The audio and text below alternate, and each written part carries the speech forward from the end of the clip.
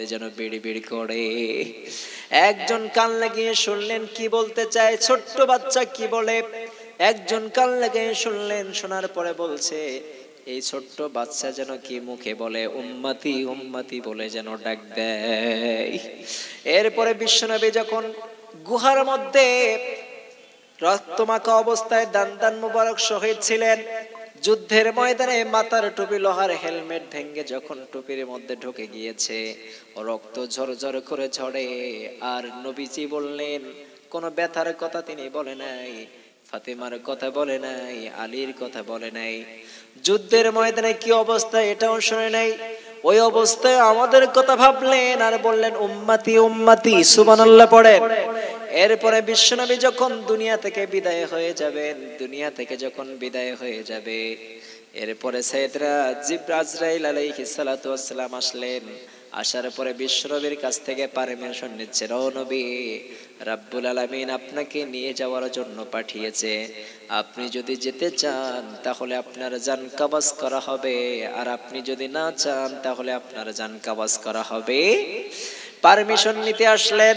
বিশ্বনবী বললেন, আমি তো দুনিয়া থেকে যেতে চাই না, কারণ আমার উম্মতরা কি হবে, আমার উম্মতের খবর যদি ভালো থাকে অবশ্যই তোমার সাথে আমি চলে যাব। সাইয়েদনা আজরাইল বিশ্বনবীর কাছে রব্বুল আলামিনের কাছে চলে গেলেন। রব্বুল আলামিনকে বললেন, আপনার উম্মতের খবর না জেনে আপনার প্রিয় হাবিব আসতে চায় না। আল্লাহ বললেন, ও হাবিব শোনো শোনো, আপনার উম্মতের কোনো টেনশন নাই। আপনার উম্মত যখন আপনি যখন দুনিয়া থেকে চলে আসবেন, আপনার মতো মর্যাদা রাব্বুল আলামিন নবীদের মতো মর্যাদা প্রত্যেকটা আলেমকে দেওয়া হবে। আর আলেমরা যে নেতৃত্ব দেবে, কোরআন হাদিস মোতাবেক যে নেতৃত্ব দেবে, ওই নেতৃত্ব মতো যদি সবাই যদি চলতে পারে, আমি রাব্বুল আলামিন তার জিন্দেগির গুনাহগুলো মাফ করে দিব। মৃত্যুর সময় তিনি কি বললেন? উম্মতের কথা বললেন, আমাদের কথা বললেন। এরপরে যখন কিয়ামতের ময়দানে উঠানো হবে, সব নবীরা নাফসি নাফসি বলবে, আর একজন সেজদায় পড়ে ধুলাবালি মাখা অবস্থায় চোখের পানি বেয়ে বেয়ে পানিগুলো দাড়িগুলো ভিজে যাবে। যেখানে সেজদারত অবস্থায় থাকবেন জমিনটাও ভিজে যাবে, ডাকতে থাকবে উম্মতি উম্মতি উম্মতি। সব জায়গায় আমাদের কথা ভাবছেন, আর আমরা কয়বার তার কথা ভাবছি? কথা বলেন। সব জায়গায় রাসূল আমাদের কথা ভাবলেন। এজন্য করে বিশ্বনবী বললেন, কেউ যদি আস্তাগফিরুল্লাহর সাথে পাঠ করে, রাব্বুল আলামিন তাকে জাহান্নামের আযাব থেকে মুক্ত করে দিবেন। সুবহানাল্লাহ পড়েন। এরপরে পঞ্চম নম্বর হলো মুস্তাজাবুদ দাওয়া। কেউ যদি সর্বদা আস্তাগফিরুল্লাহর সাথে লেগে থাকে, রাব্বুল আলামিন তাকে মুস্তাজাবুদ দাওয়া বানিয়ে দিবেন। মুস্তাজাবুদ দাওয়া অর্থ হচ্ছে রাব্বুল আলামিনের কাছে হাত উঠাইতে দেরি হবে, কিন্তু ওই হাতটা কবুল করতে 1 সেকেন্ডও দেরি করবে, 1 সেকেন্ডও দেরি হবে না। মুস্তাজাবুদ দাওয়া অর্থ হচ্ছে আপনি হাত উঠাবেন, আল্লাহ তাআলার কাছে যেটা চাইবেন ওটাই আপনাকে কবুল করা হবে। সুবহানাল্লাহ পড়েন। মুসনাদে আহমদ যিনি লিখেছেন, ইমাম আহমদ ইবনে হাম্বল রাহিমাহুল্লাহ, মুসনাদে আহমদের মধ্যে প্রায় ৮০,০০০ হাদিস সংকলন করেছেন।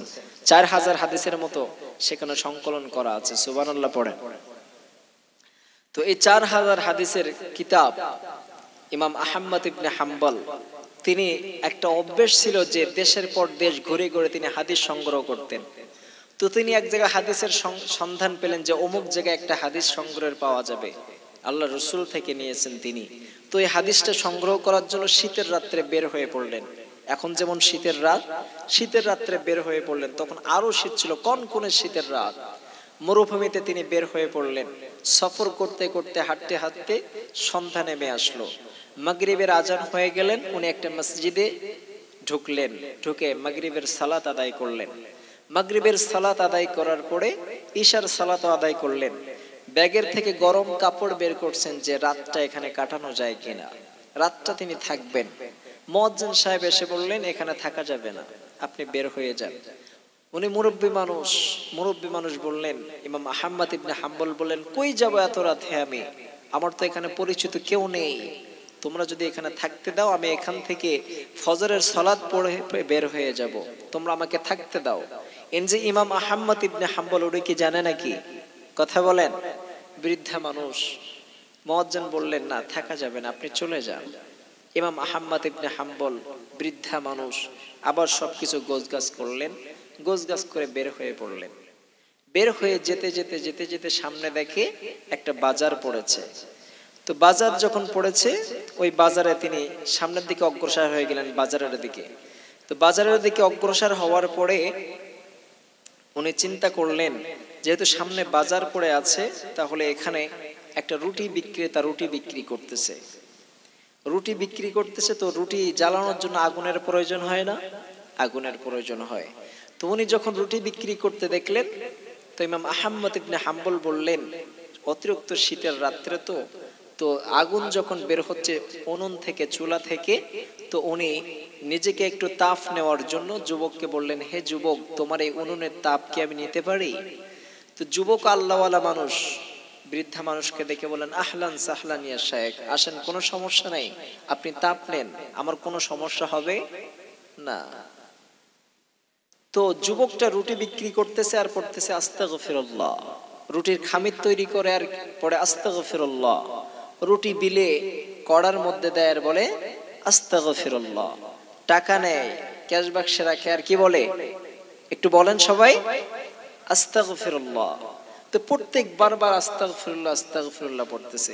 তো ইমাম আহমদ ইবনে হাম্বল জিজ্ঞাসা করলেন, মা লাকা ইয়া শাব দাইমান তাকরাউনা আস্তাগফিরুল্লাহ, এ যুবক, তুমি বারবার কেন আস্তাগফিরুল্লাহ পাঠ করো? তুমি কি পাগল হয়ে গিয়েছো? যুবক বললেন, না, আমি পাগল হই নাই। এই আস্তাগফিরুল্লাহর বদৌলতে আল্লাহ সুবহানাহু ওয়া তাআলা আমাকে মুস্তাজাবুদ দাওয়া বানিয়ে দিয়েছে। সুবহানাল্লাহ পড়েন। যুবক বললেন, যখন বললেন আমাকে মুস্তাজাবুদ দাওয়া বানিয়ে দিয়েছে, ইমাম আহমদ বললেন, আনতা মুস্তাজাবুদ দাওয়া, তুমি মুস্তাজাবুদ দাওয়া? যুবক বললেন, আনা মুস্তাজাবুদ দাওয়া। আজ পর্যন্ত যতগুলো দোয়া করেছি, একটা দোয়া আমার ফেরত দেয় নাই, সব দোয়া কবুল করে নিয়েছেন একজন, তিনি কে? আজ পর্যন্ত যতগুলো দোয়া করেছি, সব দোয়া আল্লাহ সুবহানাহু ওয়া তাআলা কবুল করে নিয়েছে, কিন্তু একটা দোয়া ব্যতীত। আমাদের কিউরিওসিটি জাগবে, যদি বলা হয় যে তুমি 10 তলা ফ্ল্যাট তোমাকে দেওয়া হবে, সব ফ্ল্যাটে তুমি যেতে পারবে, কিন্তু 6 নাম্বার ফ্ল্যাটে তুমি যেতে পারবে না। আমাদের মনে আগ্রহ জাগবে, কোন ফ্ল্যাটে যাওয়ার দরকার নাই, ওই 6 নাম্বার ফ্ল্যাটে কি আছে এটা আগে দেখা দরকার, ঠিক কিনা? মানুষের জিদটা এমনই, যে কাজটা তুমি না করতে বলবে, মানুষ ওই কাজটা কি আগে করবে। তো ইমাম আহমদ ইবনে হাম্বল বললেন, কোন কোন দোয়া কবুল হয়েছে এটা জিজ্ঞাসা করার টাইম নেই, কোন দোয়াটা কবুল হয় না ওইটা জিজ্ঞাসা করি। তো যুবককে বললেন, যুবক, তোমার কাছে একটা প্রশ্ন করতে পারি? কি প্রশ্ন করেন, সমস্যা নেই। তো ইমাম আহমদ ইবনে হাম্বল বললেন যে, তোমার সব দোয়া কবুল হয়েছে তুমি বলেছো, কিন্তু কোন দোয়াটা কবুল হয়নি এটা কি আমি জানতে পারি? যুবক বললেন, ইয়া শায়েখ, শোনো শোনো, আমি যতগুলো দোয়া পর্যন্ত করেছি, রাব্বুল আলামিন প্রত্যেকটা দোয়া কবুল করেছে, একটা দোয়া ব্যতীত সব দোয়া রাব্বুল আলামিন কবুল করেছেন, কিন্তু একটা দোয়া কবুল করে নাই। কোন সেই দোয়াটা? ওই যুবক বললেন, ও শায়েখ, সব দোয়া কবুল হয়েছে। আমি শুনেছি এই জামানার সব থেকে বড় আলেম হলো মুসনাদে আহমদ, যিনি লিখেছেন ইমাম আহমদ ইবনে হাম্বল। আমার মনে ইচ্ছা ছিল ইমাম আহমদের দরবারে যাব এবং তার সে নিজে চোখে দেখব এবং তার কপালে একটা আমি চুম্বন এঁকে দিব। সুবহানাল্লাহ পড়ে। ইমাম আহমদ ইবনে হাম্বল নিজেকে আর ধরে রাখতে পারে নাই, চোখের পানি ছেড়ে দিলেন। ইমাম আহমদ ইবনে হাম্বল বললেন, যুবক শোনো শোনো, রাব্বুল আলামিন জীবনে তুমি যতগুলো দোয়া করেছো প্রত্যেকটা দোয়া কবুল করেছে, আর যেই দোয়াটা রাব্বুল আলামিন কবুল করে নাই, আজকে ওই দোয়াটাও রাব্বুল আলামিন কবুল করে নিয়েছে। ইমাম আহমদ ইবনে হাম্বলকে দেখার জন্য তার দরবারে যাওয়া লাগবে না, ইমাম আহমদ ইবনে হাম্বলকে দেখার জন্য তার বাসায় যাওয়া লাগবে না। তোমার দোয়াটা রাব্বুল আলামিন এমন ভাবে কবুল করেছে, ইমাম আহমদ কি তোমার দরবারে পাঠিয়ে দিয়েছে। সুবহানাল্লাহ পড়ে। ইমাম আহমদ কি তুমি দেখতে চাও? যুবক বলেন, হ্যাঁ, তো দেখতে তো চাই। এরপরে যুবককে বললেন, যুবক, আনা আহমদ ইবনে হাম্বল, আমার দিকে তাকাও। তুমি যেই মানুষটাকে দেখতে চেয়েছো সেই মানুষটা পৃথিবীর আর কেউ নয়, তোমার সামনে যেই বৃদ্ধা মানুষটা দাঁড়িয়ে আছে, এই বৃদ্ধা মানুষটাই হলো ইমাম আহমদ ইবনে হাম্বল। সুবহানাল্লাহ। ইমাম আহমদ ইবনে হাম্বল রাহিমাহুল্লাহকে যুবক জড়িয়ে ধরলেন, এরপরে দু চোখ ভরে দেখলেন, এরপরে কপালে একটা চুম্বন এঁকে দিয়ে বললেন, ও শায়েখ, রব্বুল আলামিন আমার সব দোয়া কবুল করেছে, একটাই দোয়া মাত্র বাকি ছিল, ওই দোয়াটাও আজকে কবুল করে নিয়েছে। তাহলে কিসের বদৌলতে? আস্তাগফিরুল্লাহ। আস্তাগফিরুল্লাহ পাঠ করলে আল্লাহ তাআলা কয়টা নিয়ামত দান করবে? আস্তাগফিরুল্লাহ যে ব্যক্তি পাঠ করবে, এক নাম্বার হলো তার সমস্ত বিপদ থেকে মুক্ত করবেন কে? দ্বিতীয় নাম্বার, যে ব্যক্তি আস্তাগফিরুল্লাহ পাঠ করবে, রব্বুল আলামিন তার সমস্ত টেনশন দূর করে দিবেন। তৃতীয় নাম্বার, আস্তাগফিরুল্লাহ যে ব্যক্তি পাঠ করবে, তার রিজিকের ব্যবস্থা করে দিবেন। চতুর্থ নাম্বার হলো রব্বুল আলামিন যে ব্যক্তি আস্তাগফিরুল্লাহ পাঠ করবে, রব্বুল আলামিন তার সমস্ত আযাব এবং গজব থেকে, জাহান্নামের আগুন থেকে মুক্ত করবেন। সুবহানাল্লাহ পড়েন। পঞ্চম নাম্বার হলো যে ব্যক্তি আস্তাগফিরুল্লাহর সাথে লেগে থাকবে, রব্বুল আলামিন তাকে জাহান্নামের আযাব থেকে বাঁচাবেন। পঞ্চম নাম্বার হলো তার সমস্ত দোয়া, যে দোয়া করবে প্রত্যেকটা দোয়া কবুল করবেন এবং তাকে মুস্তাজাবুদ দাওয়া বানিয়ে দিবেন। তাহলে আমরা কি পড়ব? আস্তাগফিরুল্লাহ পড়তে রাজি আছেন তো সবাই? কথা বলেন। তাহলে আস্তাগফিরুল্লাহ আজকে থেকে পাঠ করব। তাহলে আমরা মূল পয়েন্ট হলো, হাল আতা আলাল ইনসানি হিনুম মিনাদ দাহর লাম ইয়াকুন শাইআম মাযকুরা। আল্লাহ তাআলা বললেন, মানুষকে আমি বানালাম মা এবং পিতার মাধ্যমে, সামান্য একটি রক্তের ফোঁটার মাধ্যমে। কে বানিয়েছেন? কথা বলেন। আমাদেরকে বানিয়েছেন কে? আল্লাহ বলেন, হাল আতা আলাল ইনসানি হিনুম মিনাদ দাহর লাম ইয়াকুন শাইআম মাযকুরা। রব্বুল আলামিন বললেন, গোলাম শোনো শোনো, মা এবং পিতা এবং মাতার মিলনের মাধ্যমে, সামান্য একটু নাপাক পানির মাধ্যমে তোমাকে আমি বানিয়েছি, এই পৃথিবীতে এনেছি। এই পৃথিবীতে তোমাকে আনলাম আমি রব্বুল আলামিন। তোমাকে দেখার শক্তি দেই নাই ফার্স্ট টাইম। মায়ের রেহেমের মধ্যে ছিলা, বন্দী ছিলা, ছোট্ট একটা জায়গায় ছিলা। এরপরে আমি রব্বুল আলামিন মায়ের রেহেম থেকে ছোট্ট একটা জায়গা থেকে তোমাকে পৃথিবীতে এনেছি। আমি রব্বুল আলামিন পৃথিবীতে আনার পর, আমি রব্বুল আলামিন তোমাকে যখন পৃথিবীতে এনেছি, এরপরে আমি রব্বুল আলামিন তোমার দৃষ্টি শক্তিকে আমি তীক্ষ্ণ করে দেই নাই, অল্প অল্প তুমি দেখতা। এরপরে হাতে আমি শক্তি আমি তোমাকে বেশি দেই নাই। এরপরে পায়ের শক্তি দেই নাই, মেধার শক্তি আমি বেশি দেই নাই। তোমার কিছুই আমি, অনেক কিছুই তোমাকে আমি দেই নাই। এরপরে আমি রব্বুল আলামিন তোমার দৃষ্টি শক্তিকে তীক্ষ্ণ করেছি। এরপরে আমি রব্বুল আলামিন কথা বলার শক্তি দেই নাই, পরবর্তীতে কথা বলার শক্তি দিয়েছি। আমি রব্বুল আলামিন হাতে তোমার কোনো শক্তি দেই নাই। এরপরে হাতের শক্তি আমি রব্বুল আলামিন বাড়ালাম। এরপরে পায়ের শক্তি আমি বাড়ালাম। এরপরে আমি রব্বুল আলামিন সুন্দর করে চলার শক্তি দিলাম। দুনিয়ার বুকে সবকিছু করার শক্তি দিলাম। চোখের শক্তি দিলাম, দেখার মতো শক্তি দিলাম। কিন্তু তোমার দেখার শক্তি দিয়ে তুমি বিভিন্ন জিনিস দেখো, আছে না নাই? কথা বলেন। আমি রব্বুল আলামিন এই চোখটা দিলাম, চোখ দিয়ে ভালো কিছু দেখবা। কিন্তু আমরা যুবকরা খারাপ কিছু দেখি কি দেখি না? কথা বলেন। রাতের অন্ধকারে যুবকরা যত রাত গভীর হয়ে যায়, তত ফোনের মধ্যে বিভিন্ন ডান্স দেখে কি দেখে না? কথা বলেন। হিন্দি সিরিয়াল মুভি দেখে কি দেখে না? নাট্য সিরিয়াল তারা দেখতে থাকে। আমাদের মা বোনরা স্টার জলসা জি বাংলা দেখতে থাকে। কথা বলেন ঠিক কিনা? কথা বলেন। কিন্তু এই চোখ দিয়ে রব্বুল আলামিন বললেন, তোমরা কোরআন দেখবা। কার কথা? কোরআনে কারীম দেখবা। কোরআনে কারীম দেখে দেখে আমাকে পড়বা আর আমাকে অনুসরণ করবা।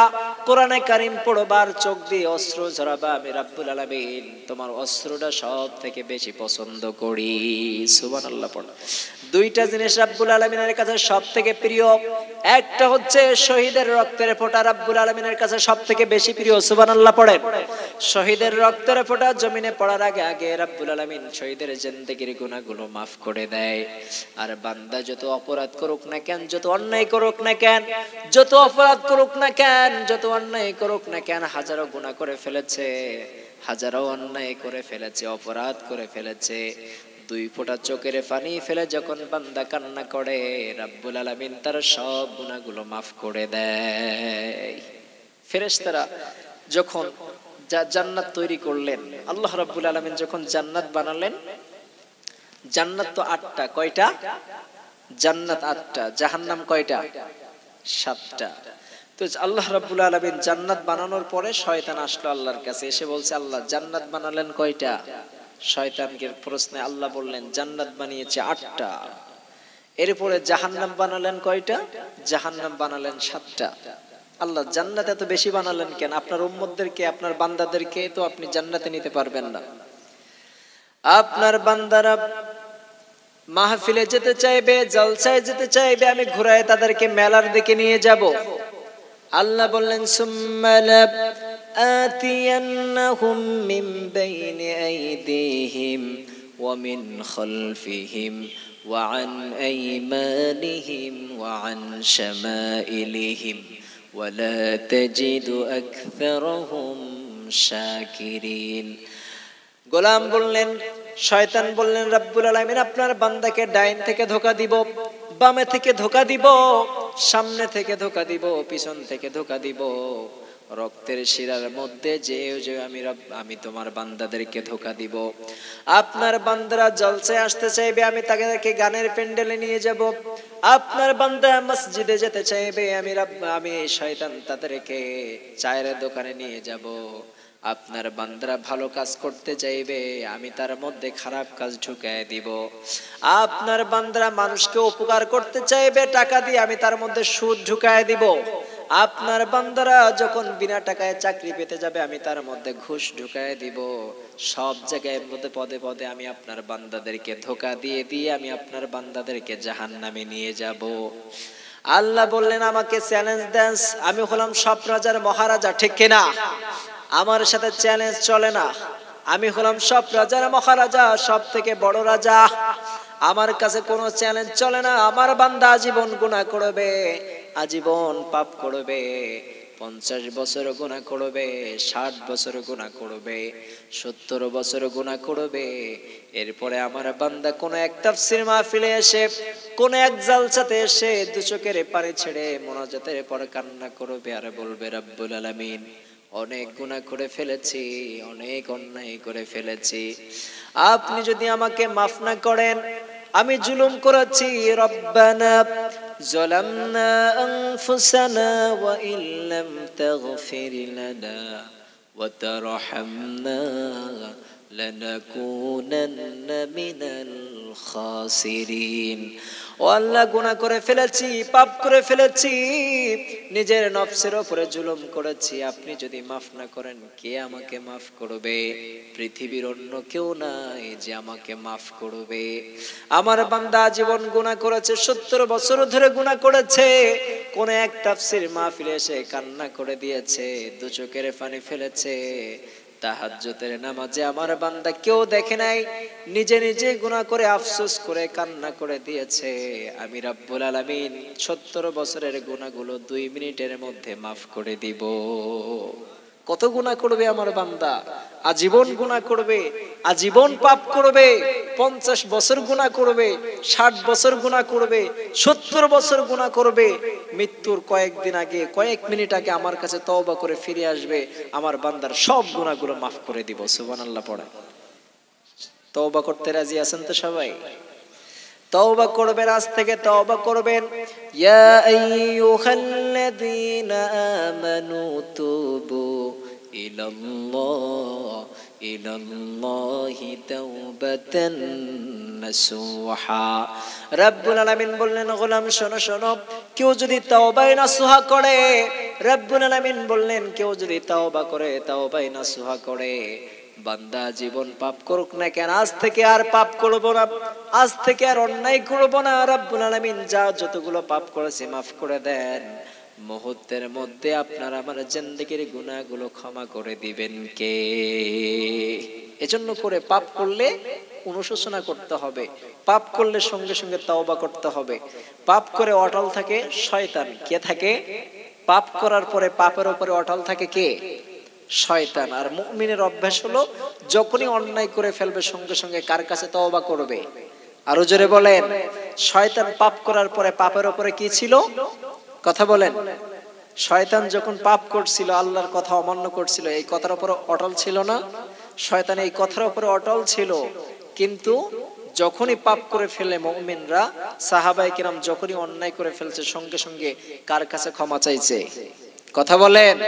সঙ্গে সঙ্গে ক্ষমা চাইছে, মাফ করে দিয়েছেন কে? এজন্য করে আমরা যখন মাফ ক্ষমা করব, আমরা যখন পাপ করব, আমরা যখন অন্যায় করব, সঙ্গে সঙ্গে রাব্বুল আলামিনের কাছে ক্ষমা চাইবেন। মুহূর্তের মধ্যে আপনার জিন্দেগির গুনাহগুলো মাফ করবেন কে? এজন্য করে আল্লাহ বললেন, তোমাকে চোখ দিয়েছি, দেখার শক্তি দিয়েছি, এই চোখ দিয়ে অন্যায় করা যাবে? অন্যায় করা যাবে? কথা বলেন। এক কাঠুরিয়া ছিল এক জায়গায়, তো ইন্তিকাল করলেন। ইন্তিকাল করার পরে কাঠুরিয়া যখন ইন্তিকাল করলেন, তো এক আল্লাহর ওলি ছিল ওই জামানার মধ্যে। তো আল্লাহর ওলিকে স্বপ্নের মধ্যে বলছে, যাও অমুক জায়গায় একটা কাঠুরিয়া দুনিয়া থেকে ইন্তিকাল করলেন, তুমি চলে যাও, তাকে দাফন করে আসো। নিজে হাতে তুমি কাফন পরাবে, নিজে হাতে কবর খনন করবে, এরপর নিজে হাতে তুমি দাফন করবে, নিজে জানাজা পড়াবে। সুবহানাল্লাহ পড়েন। কে ছিল? একটা সাধারণ কাঠুরিয়া। তো ওই কাঠুরিয়া ইন্তিকাল করার পরে তাকে পাঠিয়ে দিলেন আল্লাহর ওলিকে। আল্লাহর ওলি যখন গেলেন, যাওয়ার পরে দেখলেন সাধারণ একটা মানুষ। আল্লাহর ওলি মনে করলেন যে মনে হয় আমার থেকে অনেক দামি কোনো মানুষ হবে, দামি কোনো একজন হবে। তো আল্লাহর ওলি মানুষ, তো উনি আসলেন। আসার পরে নিজে হাতে কাফন পরালেন, গোসল করালেন, নিজে হাতে কাফন পরালেন, নিজে জানাজা পড়ালেন, এরপরে নিজে কবরস্থ করে দাফন করলেন। দাফন করার পরে কৌতূহল জাগলো, এটা তো সাধারণ একজন মানুষ, এ কি করতো? বলে একজন কাঠুরিয়া ছিল। তো কি এত বড় আল্লাহর ওলি হলো কেমনে, যে আল্লাহ তাআলা আমাকে নিজেই তাকে পাঠিয়েছেন যে তাকে কাফন দেওয়ার জন্য, দাফন দেওয়ার জন্য? তো কাঠুরিয়ার বউকে জিজ্ঞাসা করলে, কাঠুরিয়ার ছেলে সন্তানদেরকে জিজ্ঞাসা করলেন। তো সন্তানরা বলল, আমরা বলতে পারবো না, আমার মা হয়তো বলতে পারে। আল্লাহর ওলি মায়ের কাছে চলে গেলেন। মায়ের কাছে যাওয়ার পরে, কাঠুরিয়ার স্ত্রীর কাছে যাওয়ার পরে জিজ্ঞাসা করলেন, ও কাঠুরিয়ার স্ত্রী, তোমার স্বামী কি আমল করত, যে আমলের কারণে রাব্বুল আলামিন তাকে এত মর্যাদা দিয়েছে? কাঠুরিয়ার বউ বললেন, ও আল্লাহর ওলি, আমি তো জানি না আমার স্বামী কি আমল করত, কিন্তু আমাদের ঘরে একটা বই আছে, ওই বইটা নিয়ে এত নাড়াচাড়া করতো আর চুম্বন করতো, আর ওই বইটা খেলানোর পরে, ওপেন করার পরে দু চোখের পানি ছেড়ে ছেড়ে কান্না করতো, আর বলতো, রাব্বুল আলামিন তোমার বাণীটা তো আমি পড়তে পারি না, তোমার বাণীটা আমি তো পড়তে শিখি নাই, কারণ পড়ার সময় আমার ছিল না, পড়ার যোগ্যতাও আমার নাই। নিজে নিজে হাত বোলাতেন আর চোখের পানি ফেলে ফেলে কান্না করতেন, এরপরে বুকে নিতেন, এরপরে চুম্বন করতেন। এত সুন্দর করে আমার স্বামী এই বইটাকে মহাব্বত করতেন। সকালবেলা ফজরের নামাজ পড়ে মহাব্বত করতেন, কান্নাকাটি করতেন, সারাদিন কাটতেন। ঈশার সালাত আদায় করার পরে আবার ওই বইটা নিয়ে বসতেন, হাউমাউ করে ছোট বাচ্চাদের মতো কান্না করতেন, আর বলতেন, তোমার তেলাওয়াত, তোমার কোরআন তো, তোমার বইটা তো, তোমার পাঠ্যটা তো আমি পড়তে পারি না। কাঠুরিয়ার বউকে বললেন, ঠিক আছে, ওই বইটা এখানে নিয়ে আসো তো দেখি কোন বই পড়তেন। কাঠুরিয়ার বউ বইটা এনে দিলেন।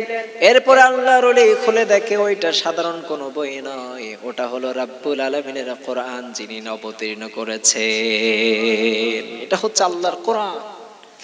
আল্লাহর কোরআন পড়তে পারেন একজন কাঠুরিয়া, শুধুমাত্র চোখের পানি ফেলতেন, যার কারণে রাব্বুল আলামিন তাকে এত কবুল করেছেন, এত আল্লাহ ওলি হয়ে গিয়েছেন, শুধুমাত্র কাঠুরিয়ার একটা মহাব্বত করার কারণে। কোরআনকে, কাকে? কোরআনকে। কোরআনকে মহাব্বত করার কারণে, কোরআনকে ভালোবাসার কারণে রাব্বুল আলামিন তার এত মর্যাদা বাড়িয়ে দিয়েছেন। কিন্তু আমরা দুই চোখে দেখতে পাই, এত সুন্দর চোখ রাব্বুল আলামিন আপনাকে আমাকে দিয়েছেন, এই চোখ দিয়ে কোরআন পড়তে পারি কি পারি না? কথা বলেন। কোরআন পড়ার দরকার আছে না নাই? কথা বলেন না কেন? এই চোখ দিয়ে কোরআন পড়তে হবে, কিন্তু রাব্বুল আলামিন আমাদের চোখ দিলেন, কিন্তু চোখ দিয়ে আমরা বিভিন্ন জায়গায় দেখি কি দেখি না? যেখানে দেখা যায় নাই সেখানে আমাদের চোখ চলে যায়। আমাদের চোখটাকে হেফাজত করতে হবে, ঠিক কি ঠিক না? কথা বলেন। এরপরে রাব্বুল আলামিন কথা বলার জন্য জিহ্বা দিলেন। এই কথাটা কার জন্য বলবো? আরো জোরে বলেন। রাব্বুল আলামিন কথা বলার জন্য আমাদেরকে জিহ্বা দান করলেন, এই জিহ্বা দিয়ে কোরআন তেলাওয়াত করতে হবে। চলার জন্য পা দিলেন, এই পাটা দিয়ে কোনো অপকর্ম করা যাবে। আমরা গরিবের দুর্বলের ওপরে আমাদের পা দিয়ে লাথি মারি, এমন ডাকাত আছে না নাই? গরিবের ওপরে পা দিয়ে আঘাত করা যাবে না। রাব্বুল আলামিন সুন্দর হাত দিলেন, এই হাত দিয়ে আমরা ইসলামের জন্য অস্ত্র ধরতে হবে, এই পা দিয়ে ইসলামের জন্য এগিয়ে যেতে হবে। আবার রাব্বুল আলামিন সুন্দর মেধা দিলেন, এই মেধা দিয়ে একজনেরকে ডাকতে হবে, তিনি কে? আমাদেরকে অনেকে মেধা নাই, এই সমাজের মধ্যে অনেক মানুষ আছে যাদের মেধা নাই, রাব্বুল আলামিন তাদের মেধাই দেয় নাই। আবার এই সমাজের মধ্যে অনেক মানুষ আছে যাদের চক্ষু দেয় নাই, বাক শক্তি দেয় নাই। আবার এই সমাজের মধ্যে অনেক মানুষ আছে তাদের হাত নাই। আবার এই সমাজের মধ্যে অনেক মানুষ আছে যাদের পা নাই, আছে না নাই? কথা বলেন। রাব্বুল আলামিন আপনাকে আমাকে সব কিছু দান করলেন, এরপরে তারা নাফরমানি করে, আছে না নাই? কথা বলেন না কেন? তারা নাফরমানি সব সময় বেশি বেশি করে কম কম করি। সকাল থেকে তারা নাফরমানি শুরু করে দেয়, সন্ধ্যা পর্যন্ত তারা নাফরমানি করতে থাকে। এই চোখ দিয়ে তারা নাফরমানি করা যাবে নাকি? কথা বলেন। এই গাল দিয়ে তারা নাফরমানি করা যাবে না, হাত দিয়ে তারা নাফরমানি করা যাবে না, পা দিয়ে তারা নাফরমানি করা যাবে না। সমস্ত অঙ্গ প্রত্যঙ্গ দিয়ে একজনকে খুশি করতে হবে, তিনি কে? কারণ কিয়ামতের ময়দানে সবকিছু আপনার জবানকে বন্ধ করবেন এবং সবকিছুর জবান খুলে দিবেন কে? কথা বলেন। আল ইয়াউমা নাখতিমু আলা আফওয়াহিহিম ওয়া তুকাল্লিমুনা আইদিহিম ওয়া তাশহাদু আরজুলুহুম বিমা কানু ইয়াকসিবুন। আল্লাহ বললেন, গোলাম শোনো শোনো, কিয়ামতের ময়দানে তোমার হাতের জবানকে খুলে দিবেন কে? আপনার জবানটা বন্ধ করে দিবেন। আপনি হাত দিয়ে যে অপকর্মগুলো করেছেন, হাত আপনার বিরুদ্ধে সাক্ষ্য প্রদান করবে। পা দিয়ে যে অপকর্মগুলো করেছেন, পা আপনার বিরুদ্ধে সাক্ষ্য প্রদান করবে। চোখ দিয়ে আপনি যা অন্যায় কাজগুলো করেছেন, চোখ দিয়ে আপনার সাক্ষ্য প্রদান করবে। আপনার সমস্ত অঙ্গ প্রত্যঙ্গের জবানকে খুলে দিবেন। ওই দিন কি আপনার সাক্ষী আর কেউ দ্বিতীয় কেউ লাগবে নাকি? কথা বলেন। অন্য কেউ সাক্ষী না, আপনার নিজের অঙ্গ প্রত্যঙ্গ সাক্ষী দিবে। এজন্য করে নিজের অঙ্গ প্রত্যঙ্গ দিয়ে ভালো কাজ করার দরকার আছে না নাই? কথা বলেন। নিজের অঙ্গ প্রত্যঙ্গ দিয়ে ভালো কাজ করতে হবে, খারাপ কাজ করা যাবে না। এজন্য করে নিজের অঙ্গ প্রত্যঙ্গ দিয়ে ভালো কাজ করতে হবে, খারাপ কাজ করা যাবে না। এজন্য রাব্বুল আলামিন বললেন, হাল আতা আলাল ইনসানি হিনুম মিনাদ দাহর লাম ইয়াকুন শাইআম মাযকুরা। রাব্বুল আলামিন বললেন, গোলাম শোনো শোনো, আমি রাব্বুল আলামিন তোমাকে তোমার সুন্দর করে তোমাকে বানালাম। এত সুন্দর করে আমি রাব্বুল আলামিন ভিন্ন কোনো কিছু বানাই। আমি সব কিছু কুন ফায়াকুন বলে বানালাম। এই আসমানটাকে কুন ফায়াকুন বলে বানালাম, এই জমিনটাকে কুন ফায়াকুন বলে বানালাম, সাগরটাকে কুন ফায়াকুন বলে বানালাম। যা পৃথিবীতে যা কিছু সৃষ্টি করেছি সব কিছু কুন ফায়াকুন বলে বানালাম। জান্নাতটাও কুন ফায়াকুন বলে বানালাম, জাহান্নামটাও কুন ফায়াকুন বলে বানিয়েছি। ও বান্দা শোনো শোনো, আমি রাব্বুল আলামিন সব কিছু কুন ফায়াকুন বানিয়েছি, সবগুলো কুন ফায়াকুন বলে বানালাম। আর আমি রাব্বুল আলামিন শুধুমাত্র তোমাকে আমার নিজে হাতে করে আমি বান্দা ভালোবেসে আমার বান্দাকে সুন্দর করে বানিয়েছি। সুবহানাল্লাহ। আমার বান্দাকে শুধু কুন ফায়াকুন বলে বানাই নাই, আমার বান্দাকে আমি রাব্বুল আলামিন মায়ের রেহেমের মধ্যে যখন আসলো, পিতা এবং মাতার মিলনের মাধ্যমে যখন রেহেমের মধ্যে আসলো, 40 দিন পরে আমি ওই নাফাক পানির টুকরাটাকে, ওই নাফাক পানিটাকে আমি রাব্বুল আলামিন রক্তের টুকরায় পরিণত করেছি। আবার 40 দিন আমি মেহনত করলাম। একটা ফেরেশতাকে 40 দিন মেহনত করার পর আমি রাব্বুল আলামিন ওই রক্তের টুকরাটাকে গোস্তের টুকরায় পরিণত করেছি। এরপরে 40 দিন পরে ওই গোস্তের টুকরার মধ্যে আমি হাড্ডি ঢুকালাম। ওই গোস্তের টুকরার মধ্যে একটা প্রাণ পাখি ঢুকাই দিলাম, ফুসফুস দিলাম, সেখান থেকে ফুসফুস করতে থাকে। যেখানে হাড় দিলাম, হাড়টা দুফ দুফ করতে থাকে। এরপরে আমি রাব্বুল আলামিন মায়ের রেহেমের মধ্যে হাতটাকে সুন্দর করে বানিয়েছি। পাওটাকে সুন্দর করে বানিয়েছি, নাসিকাটাকে সুন্দর করে বানিয়েছি, কানটাকে সুন্দর করে বানালাম, চোখটাকে সুন্দর করে বানালাম। এরপরে সুন্দর করে আমি বানাবার পরে আমি রব্বুল আলামিন মায়ের রেহেম থেকে তোমাকে দুনিয়ার মধ্যে এনেছি। 9 মাস মেহনত করার পরে তোমাকে পূর্ণ একটি গঠন দিয়ে দুনিয়ার মধ্যে বানিয়েছি। সুবহানাল্লাহ পড়েন। একদিন দুই দিনে আমি বান্দা তোমাকে বানাই নাই। তোমার পরিকল্পনা একদিন দুই দিনের নয়, অনেক আগে থেকে তোমাকে পরিকল্পনা করেই তোমাকে দুনিয়াতে পাঠিয়েছি। সুবহানাল্লাহ পড়েন। তাহলে আল্লাহর কাছে আমরা দামি না কম দামি? কথা বলেন। সব থেকে আমরা আল্লাহ তাআলার কাছে বেশি দামি। এজন্য করে আল্লাহ তাআলা আমাদেরকে দামি করে বানিয়েছেন, ঠিক কিনা? কথা বলেন। এত সুন্দর করে আমাদেরকে বানালেন, ওই আল্লাহর প্রশংসা করার দরকার আছে না নাই? কথা বলেন। প্রশংসা করার দরকার আছে না নাই? সব সময় প্রশংসা করতে রাজি আছেন তো সবাই? প্রশংসা করলে খুশি হয় কে? প্রশংসা সবিকে বল তোমারি, প্রশংসা সবিকে বল তোমারি, রব্বুল আলামিন, রব্বুল আলামিন। দয়ালু মেহেরবান করুণায় পুরাণ, দয়ালু মেহেরবান করুণায় পুরাণ। আর কেউ নাই তুমি মালিক, শেষ বিচারের দিন, শেষ বিচারের দিন। সুবহানাল্লাহ পড়ে। তাহলে প্রশংসা করতে হবে কার? প্রশংসা করতে হবে তার, যার প্রশংসা করলে দুনিয়ায় ও শান্তি, আখিরাতে মুক্তি পাওয়া যায়, ঠিক কিনা? আপনি তার প্রশংসা করলে আপনার নিয়ামতটা বাড়াবেন কে? এজন্য রাব্বুল আলামিন বলেন, লা ইন শাকারতুম লাযীদান্নাকুম ওয়া লা ইন কাফারতুম ইন্না আযাবি লাশাদীদ। রাব্বুল আলামিন বললেন, গোলাম শোনো শোনো, আমার প্রশংসা যারা আদায় করবে আমি রাব্বুল আলামিন তাদের নিয়ামতটাকে আর বাড়িয়ে দিব। সুবহানাল্লাহ পড়েন। আমার নিয়ামত পেয়ে, আমার নিয়ামত খেয়ে যারা আমার শুকরিয়া আদায় করবে আমি রাব্বুল আলামিন তার নিয়ামতটাকে আরো বাড়িয়ে দিব। আর যারা আমার নিয়ামত পাওয়ার পর আমার শুকরিয়া আদায় করবে না আমি রাব্বুল আলামিন তাদেরকে কঠিন আযাবের মধ্যে গ্রেফতার করব। কার কথা? ইন্না আযাবি লাশাদীদ। কঠিন আযাবের মধ্যে গ্রেফতার করবেন আমাদের একজন, তিনি কে? এই দুনিয়ার মধ্যে অনেক নাফরমান আছে, রাব্বুল আলামিন তাদের নিয়ামতের মধ্যে ডুবায় রেখেছেন, এরপরে তো আল্লাহর নাফরমানি ছাড়া কিছুই করে না, আছে না নাই?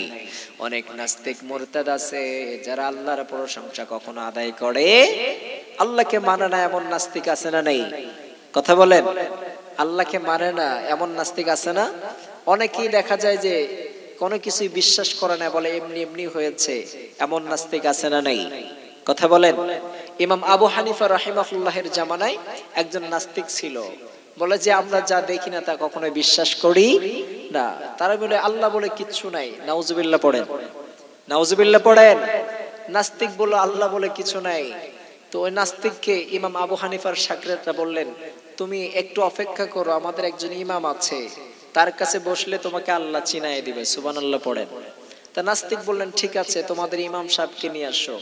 ইমাম আবু হানিফা রাহমাহুল্লাহ বললেন, ঠিক আছে অমুক দিন আমরা বসবো। তো ঠিক আছে অমুক দিন সবাই একত্রিত হলেন, সব মানুষ সব একত্রিত হয়ে আসলেন, সবাই ইমাম আবু হানিফা এবং নাস্তিকের টকশো দেখার জন্য। তো ইমাম আবু হানিফা রাহিমাহুল্লাহ তিনি ইচ্ছা করে একটু 1 ঘন্টা লেট করলেন। 1 ঘন্টা লেট করার পরে নাস্তিকের সামনে হাজির হলেন। হাজির হওয়ার পরে নাস্তিক বললেন, তোমার কোনো কথার ঠিক নাই, তুমি 1 ঘন্টা আগে আসার কথা ছিল, কিন্তু তুমি আসছো 1 ঘন্টা পরে, তোমার সাথে কোনো কথা নেই, তোমার কথার কোনো ঠিক নাই। ইমাম আবু হানিফা রাহিমাহুল্লাহ বললেন যে আমার আসতে একটু দেরি হয়েছে, কারণও আছে। কারণ কি? আমি এসে দেখলাম যে আমার নদী পারাপার হতে হয়, আপনার এখানে পৌঁছাতে হলে আমাকে নদী পথ অতিক্রম করতে হবে। তো আমি এসে দেখলাম যে ওখানে যেখানে মাঝি থাকার কথা ছিল এখানে মাঝি নাই, নৌকা থাকার কথা ছিল নৌকা নাই। তো আমি হঠাৎ করে দেখলাম, তাকিয়ে দেখলাম যে জঙ্গলের মধ্য থেকে এমনি এমনি একটা গাছ কেটে পড়ে গেল। এরপরে এমনি এমনি তক্তা হয়ে যাচ্ছে। এমনি এমনি তক্তা হওয়ার পরে সেই তক্তাগুলো সুন্দর করে ছাঁটাই হয়ে বাছাই হয়ে একের পর এক জোড়া লেগে যাচ্ছে। এরপরে আস্তে আস্তে দেখলাম যে নৌকা তৈরি হয়ে গেল। এরপর ওই নৌকাটা সাঁ করে আমার এখানে আসলো। তারপরে আমি এখান থেকে সেই নৌকায় উঠে আপনার এখানে আসতে 1 ঘন্টা লেট হয়ে গিয়েছে। নাস্তিক বললেন, কি ব্যাপার, তোমাদের ইমাম কি গাঞ্জা খাইছে নাকি? এমনি এমনি একটা গাছ কেটে গেল, এটা কি বিশ্বাস করা সম্ভব? এমনি এমনি একটা গাছ কেটে নৌকা তক্ত হয়ে গেল, এরপরে নৌকা হয়ে গেল, এরপরে এমনি এমনি করে তার কাছে আসলো, সেখান থেকে আমার কাছে আসলো, এটা কখনো সম্ভব হতে পারে? আপনাদের ইমাম গাঞ্জা খাইছে। তো ইমাম আবু হানিফা রাহিমাহুল্লাহ বললেন, এই তো লাইনে আসছেন, এখন আমাকে বোঝাতে আপনার জন্য সহজ হয়ে যাবে। ইমাম আবু হানিফা রাহিমাহুল্লাহ বললেন, শোনো শোনো নাস্তিক, এমনি এমনি কখনো একটা নৌকা কখনো হতে পারে না, এমনি এমনি একটা গাছ কাটা যায় না কখনো কাঠুরিয়া ছাড়া, এমনি এমনি তক্তা বানানো যায় না মিস্ত্রি ছাড়া, এমনি এমনি নৌকা তৈরি করা যায় না মিস্ত্রি ছাড়া, আবার নৌকার মাঝি ছাড়া এমনি এমনি করে নৌকা আমার কাছে আসতে পারে না, আবার মাঝি ছাড়া এমনি এমনি করে নদী পারাপার হওয়া যায় না, সবকিছু এমনি এমনি হয় না। নাস্তিককে এবার বললেন, সাধারণত একটা যদি নৌকা যদি এমনি এমনি না হয়, সাধারণত একটা গাছ যদি এমনি এমনি না কেটে যায়, এমনি এমনি তক্তা যদি না হতে পারে, এমনি এমনি যদি নৌকা তৈরি না হতে পারে, এই যে বিশাল আসমানে দেখা যায়, এটা কেমনে এমনি এমনি হইল? সুবহানাল্লাহ পড়েন।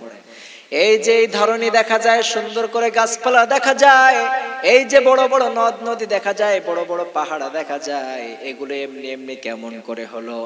এই যে চাঁদ প্রতিদিন ওঠে, এটা কেমন করে এমনি এমনি ওঠে?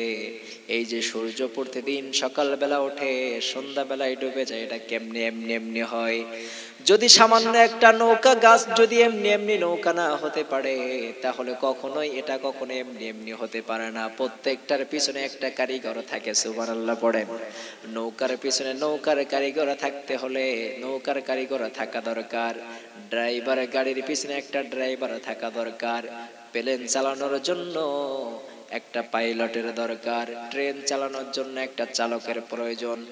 এই যে প্রত্যেকটা জিনিসের এক একটা চালকের প্রয়োজন আছে, ড্রাইভারের প্রয়োজন আছে, কিন্তু এই গোটা পৃথিবীটা যিনি চালাচ্ছেন তারও একজন ড্রাইভার আছেন।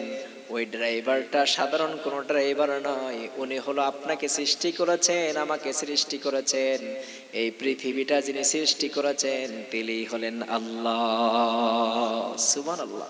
নাস্তিক বললেন, তাই তো, এমনি এমন করে তো ভেবে দেখি নাই যে এমনি এমনি যদি একটা নৌকা না তৈরি হতে পারে, তাহলে এমনি এমনি কি সূর্য উঠতে পারে? কথা বলেন। এমনি এমনি কোনো কিছুই হয় না। এজন্য নাস্তিকদের এই যে বুদ্ধিগুলো অনেক হালকা, অনেক দুর্বল।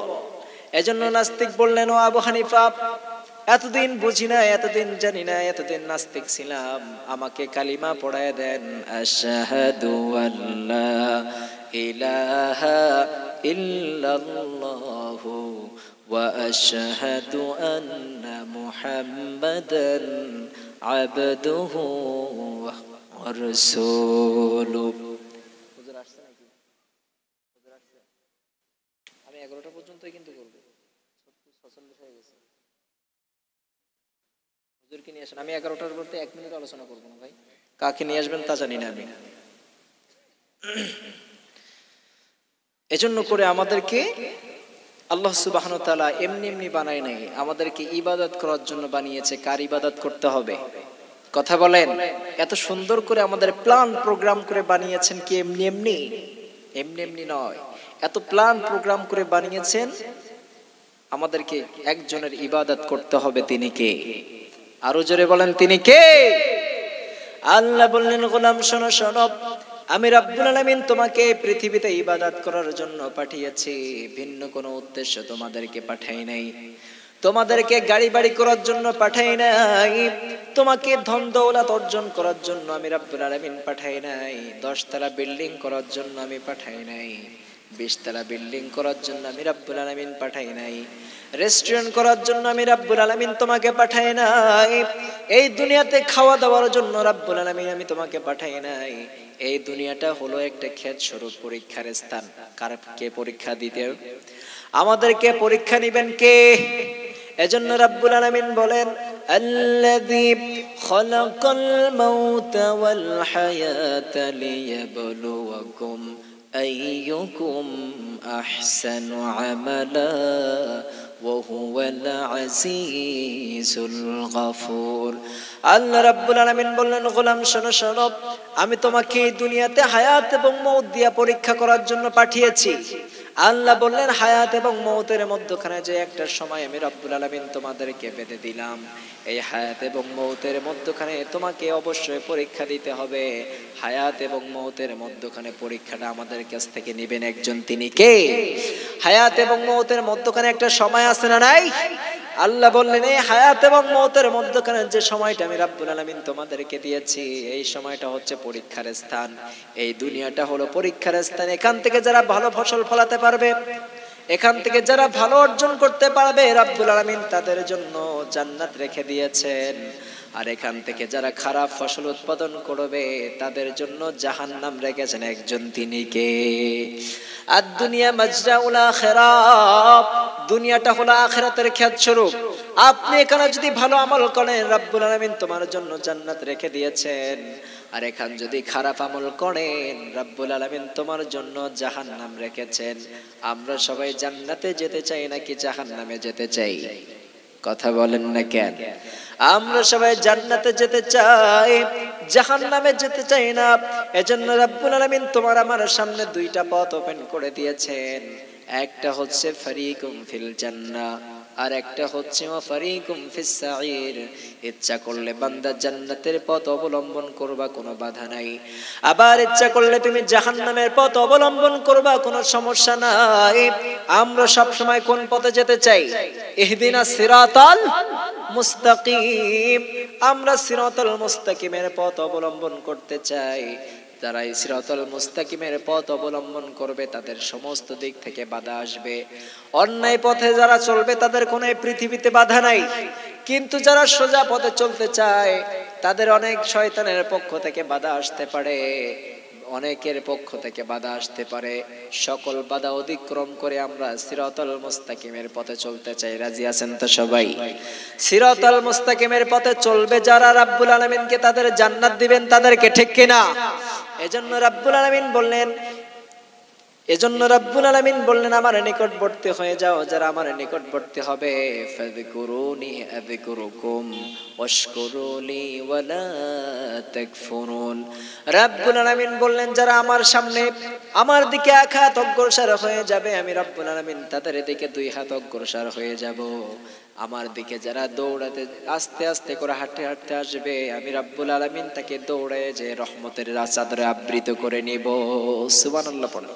আল্লাহ তাআলার রহমতের কোনো শেষ আছে? কথা বলেন। রব্বুল আলামিনের রহমতের কোনো শেষ নাই, রব্বুল আলামিনের দয়ার কোনো শেষ নাই। এজন্য করে যত অপরাধ করি না কেন, যত অন্যায় করি না কেন, তার কাছে যদি ক্ষমা চাই, মুহূর্তের মধ্যে আমাকে ক্ষমা করবেন একজন, তিনি কে? সাইয়েদনা মুসা আলাইহিস সালাতু ওয়াস সালামের এক সময় রব্বুল আলামিনকে প্রশ্ন করলেন, রব্বুল আলামিন, আমার উম্মতের মধ্য থেকে সব থেকে ভালো বান্দা যে আছে তাকে আমাকে দেখান, সব থেকে খারাপ বান্দা যে আছে আমাকে দেখান। সর্বপ্রথম বললেন, সব থেকে নিকৃষ্ট যে ব্যক্তি আছে ওই ব্যক্তিকে আমার দেখান। এরপরে রব্বুল আলামিন বললেন, ও মুসা, তুমি যদি তোমার বান্দার মধ্যে সব থেকে নিকৃষ্ট বান্দাকে দেখতে চাও, যাও ওই রাস্তার কিনারায় দাঁড়াও। এই রাস্তা দিয়ে সকালবেলা যে ব্যক্তিটা বের হবে, মনে করবা ওই ব্যক্তিটা তোমার সব থেকে খারাপ ব্যক্তি, তোমার উম্মতের মধ্যে সব থেকে নিকৃষ্টতম ব্যক্তি। সাইয়েদনা মুসা আলাইহিস সালাতু ওয়াস সালাম রাস্তার কিনারায় যে দাঁড়ায় রইলেন। এরপরে সকালবেলা দেখলেন যে কোন ব্যক্তিটা বের হয়। এরপরে সকালবেলা বের হওয়ার পরে সাইয়েদনা মুসা আলাইহিস সালাতু ওয়াস সালাম দেখলেন একজন ছেলে, তাকে ঘাড়ে নিয়ে একজন যুবক হেঁটে হেঁটে চলে যাচ্ছে। সাইয়েদনা মুসার বুঝতে বাকি নাই, এই যুবকটা সব থেকে আমার উম্মতের মধ্যে নিকৃষ্ট। এরপরে রব্বুল আলামিনকে বললেন, রব্বুল আলামিন, আমার উম্মতের মধ্যে সব থেকে নিকৃষ্ট বান্দাদেরকে আপনি দেখালেন। এরপরে আমার বান্দার মধ্যে সব থেকে ভালো বান্দা কে আছে, উৎকৃষ্ট কোন বান্দা আছে, তাকে আমি দেখতে চাই। রব্বুল আলামিন বললেন, ঠিক আছে, সন্ধ্যাবেলায় ওই পথ দিয়ে যেই ব্যক্তিটা আসবে, তুমি ধরে নিও ওই ব্যক্তিটা তোমার মধ্যে সব থেকে উত্তম বান্দা, সব থেকে ভালো বান্দা। এরপরে সাইয়েদনা মুসা আলাইহিস সালাতু ওয়াস সালাম দাঁড়িয়ে রইলেন সন্ধ্যাবেলায়। মাগরিবের পরে যখন দাঁড়িয়ে রইলেন, দেখে মুহূর্তের মধ্যে দেখে সকালবেলা যে ব্যক্তিটা ওই রাস্তা দিয়ে ঢুকেছে, সন্ধ্যাবেলায় দেখে অমুক পথ দিয়ে ওই ব্যক্তিটা আবার আস্তে আস্তে হেঁটে বের হয়ে আসছে। সাইয়েদনা মুসা রব্বুল আলামিনকে বললেন, রব্বুল আলামিন আপনি কি আমার সাথে মজা করেন নাকি? সকালবেলা যে ব্যক্তিকে দেখলাম সব থেকে নিকৃষ্ট বান্দা আপনি আমাকে দেখালেন, 12 ঘন্টার ব্যবধানে ওই ব্যক্তি সব থেকে ভালো বান্দা কেমন করে হলো, মজা করেন নাকি? রব্বুল আলামিন বললেন, মুসা শোনো শোনো, আমি তোমার সাথে মজা করব কেন? আমি রব্বুল আলামিন যেটা জানি তুমি সেটা কখনোই জানো না। আমি রব্বুল আলামিন যেটা দেখি ও মুসা তুমি কখনো সেটা দেখো না। আমি যেটা জানি তুমি সেটা জানো না, আমি যেটা দেখি তুমি সেটা দেখো না। আল্লাহ বললেন, মুসা শোনো শোনো, সকালবেলা তোমার থেকে যখন দেখা করো এই বান্দাটা জঙ্গলের মধ্যে ঢুকে পড়েছে, কি হয়েছে তুমি তো জানো না, খোঁজ খবর তোমার নাই। আমি রব্বুল আলামিন যদি ঘুমায় যাইতাম তাহলে ওই বান্দার মধ্যে আমার মধ্যে সম্পর্ক থাকতো না। ওই বান্দা কি বলেছে, যে কথাগুলো বলেছে ওই কথাগুলো বলার মাধ্যমে আমার আশা আজিম পর্যন্ত কেঁপে গিয়েছে। সুবহানাল্লাহ পড়ে। আমরা যখন অনেক সময় সন্তানকে বেড়াতে নিয়ে যাই, ঘুরতে নিয়ে যাই, বাচ্চা মানুষ অনেক নানা ধরনের প্রশ্ন করে না? বাচ্চা মানুষ তো সবসময় প্রশ্ন করতে থাকে। তো এই বাচ্চাটা তার বাবাকে প্রশ্ন করেছে, বাবা যে আমরা যে জঙ্গলের মধ্যে প্রবেশ করলাম এই জঙ্গলের থেকে কি বড় কিছু আছে? বাবা বললেন আছে। এই জঙ্গলের থেকে বড় কি আছে? বলে এই জঙ্গলের বাইরে যে নদীটা আছে, সাগরটা আছে, এটা সব থেকে বড়। তো এরপরে আবার সন্তান প্রশ্ন করলেন, বাবা ওই সাগরের থেকে নদীর থেকে বড় কিছু আছে? বলে হ্যাঁ, এই সাগরের থেকে বড় কিছু আছে। সেটা কি? সেটা হচ্ছে এই যে চাঁদ দেখা যায় আমাদের কাছাকাছি, এই জঙ্গলের থেকে এই নদীর থেকে এই যে চাঁদটা দেখতে পাও, এই চাঁদটা অনেক বড়। এরপরে প্রশ্ন করলেন, বাবা এই চাঁদের থেকে বড় কিছু আছে নাকি? বাবা বললেন, চাঁদের থেকে তারপরে যে সূর্যটা তুমি দেখতে পাও এই সূর্যটা তার থেকে অনেক বড়। সন্তান আবার প্রশ্ন করলেন, বাবা এরপরে সূর্যের থেকে বড় কিছু আছে নাকি? বাবা বললেন, সূর্যের থেকে বড় কিছু আছে, সেটা হচ্ছে তারকারাজি। এরপরে বললেন, তারকারা থেকে বড় কিছু আছে নাকি? বাবা বললেন, আজ তোমার আমার ছাদ হিসাবে যে আসমানটা আছে, এই তারকার থেকে, সূর্যের থেকে, চন্দ্রের থেকে, গোটা পৃথিবীর থেকে আসমানটা অনেক বড়। এরপরে জিজ্ঞাসা করলেন, বাবা এই আসমানের থেকে বড় কিছু আছে নাকি? এরপরে বাবা চোখের পানি ছেড়ে দিলেন। এরপরে বললেন, বাবা তুমি চোখের পানি ছাড়লা কেন? বাবা বললেন, ও কিছু না, তুমি যে প্রশ্ন করেছ তোমার বাবার গুনাহ এই চন্দ্র, এই সূর্য, এই তারকা, এমনকি আসমানের থেকে অনেক বড়। তোমার বাবার গুনাহটা সব থেকে বড়। বুঝতে কি আসছে? তোমার বাবার গুনাহটা সব থেকে বড়। এরপরে ছেলে তো গুনাহ বোঝে না, ছোট্ট বাচ্চা মানুষ। তোমার বাবার গুনাহটা সব থেকে বড়। বাচ্চা মানুষ আবার প্রশ্ন করলেন, বাবা তোমার গুনাহের থেকে বড় কিছু আছে নাকি? বাবা এবার প্রশ্নের জবাব দিলেন আর বললেন, ও বাবা শোনো, তোমার বাবার গুনাহ যত বড় হোক না কেন, তোমার বাবার গুনাহ যদি জমিন সম পরিমাণ হয়ে যায়, অথবা চন্দ্র পরিমাণ হয়ে যায়, অথবা আসমানের মধ্যে যতগুলো তারকা আছে তার সমান হয়ে যায়, আসমানের থেকে যত বড় কিছু আছো না কেন, তোমার বাবার গুনাহ যদি আসমান সম পরিমাণ হয়ে যায়, কিন্তু তোমার বাবার গুনাহের থেকে রব্বুল আলামিনের যে রহমত আছে, এই রহমতটা তোমার বাবার গুনাহের থেকে বড়। যখন তোমার বাবার গুনাহটা অনেক বড়, তোমার বাবার গুনাহ যখন বড়, রব্বুল আলামিন বললেন, আমার যখন বলল যে তার বাবার গুনাহের থেকে আমার আসমান জমিনের থেকে আমার রহমতটা অনেক বড়, সঙ্গে সঙ্গে আমার রহমতের দরজায় একটা জোশ খেলে গিয়েছে। এরপরে বাবা দুহাত তুলে বললেন, রব্বুল আলামিন আমার সন্তান যেই প্রশ্ন আজকে করেছে সব থেকে কঠিন প্রশ্ন করেছে। রব্বুল আলামিন যতগুলো অন্যায় করেছি, যতগুলো অপরাধ করেছি, আমার গুনাহ যত বড় হোক না কেন, আপনার রহমত তো আমার গুনাহের থেকে অনেক বেশি। রব্বুল আলামিন আমার গুনাহগুলো আজকে ক্ষমা করে দেন, আর জীবনে আপনার যতগুলো পাপ করেছি আর জীবনে পাপ করব না। সুবহানাল্লাহ পড়েন। সঙ্গে সঙ্গে আমি রব্বুল আলামিন তার গুনাহগুলো মাফ করে দিলাম। আর যতগুলো সে গুনাহগুলো করেছে আমি রব্বুল আলামিন তার গুনাহগুলোকে সমস্ত গুনাহগুলোকে নেকি দ্বারা ভরপুর করে দিয়েছি। ও মুসা শোনো শোনো, এজন্য করে যে ব্যক্তিটা সকালবেলা নিকৃষ্ট ছিল, একটু তওবা করার কারণে আমি রব্বুল আলামিন তার গুনাহগুলো পরিবর্তন করে নেকি দ্বারা ভরপুর করে দিয়েছি। আর তোমার উম্মতের মধ্যে সর্বশ্রেষ্ঠ উম্মত হিসাবে কবুল করে নিয়েছি। এজন্য করে আমাদের গুনাহ যত বড় হোক না কেন, যত বেশি হোক না কেন, আল্লাহর কাছে ক্ষমা চাইতে রাজি আছেন? কথা বলেন, রাজি আছেন তো সবাই? আল্লাহ আমাদের জিন্দেগিটাকে গুনাহমুক্ত করে দেখ, পড়ে না আমিন। জীবনে যত অন্যায় করি না কেন তওবা করার তৌফিক দান করুক, পড়ে না আমিন। এখান থেকে তওবা করে আমরা বাড়ি যেতে রাজি আছেন তো সবাই? আল্লাহ কবুল করুক। হুজুর যেহেতু এসে গেছেন আমি আর কথা বলতে চাই না, 11টাও বেজে গিয়েছে প্রায়। আল্লাহ তাআলা যতটুকু কথা বলেছি আমাকে এবং আপনাদেরকে আমল করার তৌফিক দান করুক, পড়ে না আমিন। আখির দাওয়ানা আলহামদুলিল্লাহি রাব্বিল আলামিন। আসসালামু আলাইকুম ওয়া রাহমাতুল্লাহ। ভাইদের তাকবীর, নারে তাকবীর, নারে তাকবীর।